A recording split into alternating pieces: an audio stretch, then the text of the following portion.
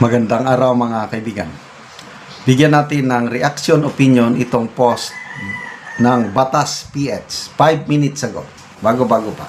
Title: Ang dami ng impeachable offenses ni President Ferdinand Marcos Jr. So, kung ang dami ng offenses, edi pwede na siyang ma-impeach. Vice President Sara Duterte said that President Ferdinand Bongbong Marcos is undoubtedly, walang kaduda-duda, undoubtedly involved in the alleged insertions in the 2025 national budget, emphasizing that the best evidence of this is the President's signature on the General Appropriations Act. Duterte emphasized that the President has committed numerous, impeachable offenses, citing what she described as culpable violation of the Constitution and betrayal of public trust. She also criticized Marcos for allegedly refusing to undergo a pulburon test, describing this as another serious lapse in accountability. Ito na yung exact statement ng Vice Pangulo. Hindi ko na kailangang sabihin na kasali yung Pangulo dyan, yung mga insertion. Kasi kitang-kita naman natin, kanino bang perma? Ang ebidensya ng kanyang partisipasyon is yung perma niya sa GAA. Okay? So, salamat po, BP Inday Sara, at nagsasalita kayo. Paminsan-minsan na lang siyang nagsasalita ngayon eh. Kasi, I think sa ngayon correct me if I'm wrong, nandun pa rin ba siya sa The Hague, Netherlands? Yung huling statement niya na nabasa ko is yung umaasa siya na mayroong magandang desisyon na ilalabas ng ICC Appeals Chamber sa interim grant ng interim release ni PRRD. Ang pre-trial chamber nag-decide na hindi pwedeng bigyan ng interim release si PRRD. Ang defense team ni PRRD umapila sa appeals court ng ICC. Kung sa atin pa, meron tayong RTC, convicted ka, umapila ka sa Court of Appeals. Ganun yun. So, sinasabi ni BP Sara na baka may magandang good news by Friday. Abangan natin na Biyernes, November 28, alas 5:30 ng hapon, Philippine time. Sa The Hague time is 8:30 ata sa umaga. Live stream, ilalabas ng ICC Appeals Court ang kanilang desisyon. So, ituloy po natin ang pagdarasal para sa ating minamahal na Tatay Digong. Ganon din si Senator Bongo, may post akong nabasa na he's appealing to every Filipino na ipagpatuloy ang pagdarasal.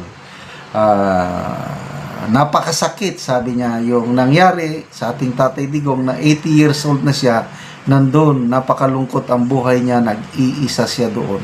Mabuti na lang at yung pamilya, all out support, ang pamilya, salinsinan sila sa pagbisita sa kanya. Okay, so, dito ngayon, klarong violations. Kaya lang, kahit klaro ang violation, kung ang mga kongresista, kasi it all depends on the House, yung impeachment na yan. Si BP Sara, napakaliit lang yung sinasabi nilang opensa niya, kaya lang natuloy pa rin ang kanyang impeachment. Isang araw lang, February 5. Tama ba yun? 255 kaagad ang pumirma. Kaya naakyat ang impeachment complaint kay VP Sara sa Senado.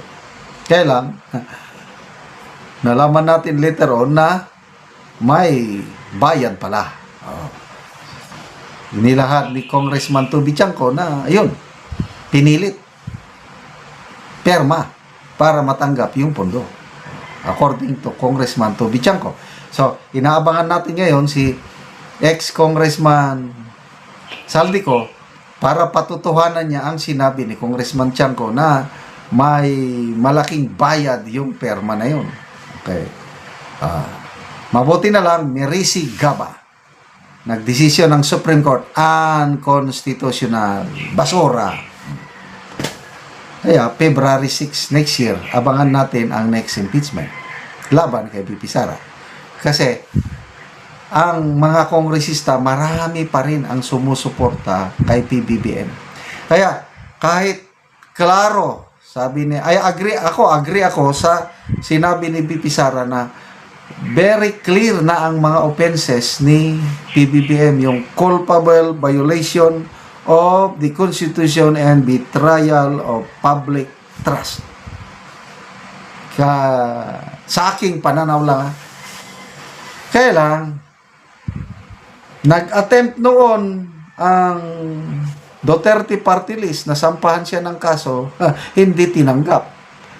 I don't know anong nangyari, yung sinasabi ni Congressman Barsaga na impeachment case na isasampa niya kung natuloy ba.